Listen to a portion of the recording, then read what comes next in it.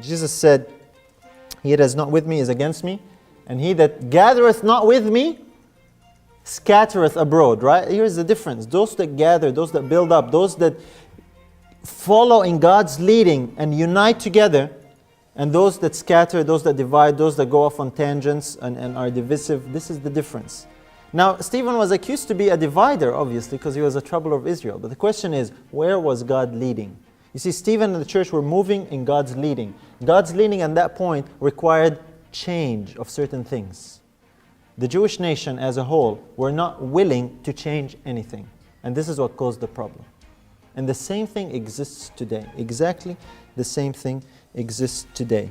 Those who, like the rulers, stubbornly refuse to make any change, to stay with how the things were always, are in grave danger.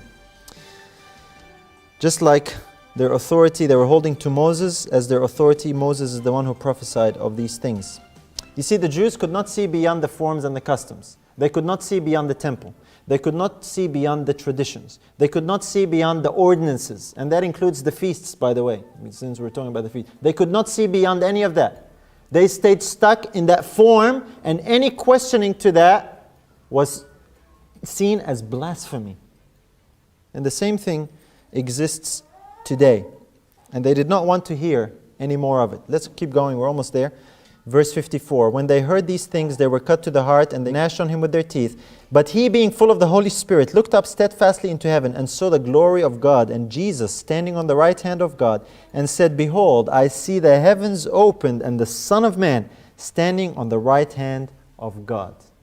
Just like at the trial of Christ, when Jesus said, You shall not see me henceforth until you shall see me coming with power on the right hand, or on the right hand of power. He said that to Caiaphas. That's essentially the same thing. Would have reminded them of exactly what Jesus says.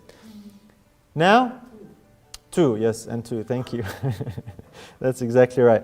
The issue now, here Stephen, his vision is open, he sees this picture of heaven, he sees Christ. The issue is no longer about Stephen, it's back to that hated Jesus in the minds of the leaders. Here is Jesus again. That's what this trial really was all about.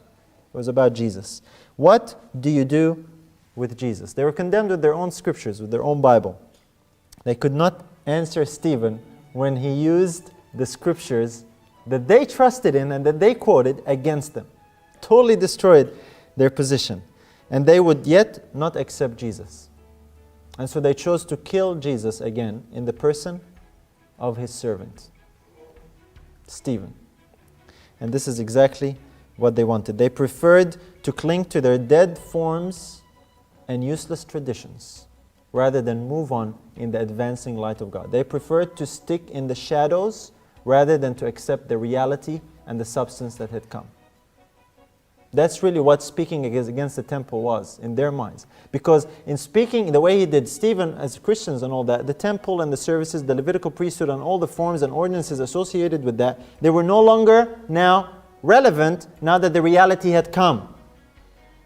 And the Pharisees were very upset about that. They wanted to keep the temple and everything associated with the temple and the priesthood, because after all, some of them were the priests and that's how you rule the people, and a lot of perks to the job. We don't want anyone to tell us that's finished, and everything that goes with it. They chose to stick with the shadows rather than move into the advancing light.